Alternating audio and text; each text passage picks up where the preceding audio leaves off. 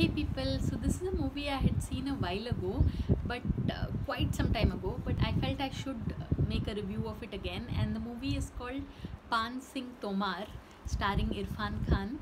And I have to say this, that I watched this film because this certain person I knew who would never watch movies, okay? But after watching Pan Singh Tomar on his laptop, this friend really recommended this film, saying that this is one film you should watch. So I was very surprised, because there are many people who have a disdain towards the Indian cinema or Hindi cinema, Telugu cinema, So, but for them to recommend it and say कि बहुत अच्छी film है, देखनी चाहिए. So that I guess is the magic of late Irfan Khan. So imagine to affix a late before some person's name.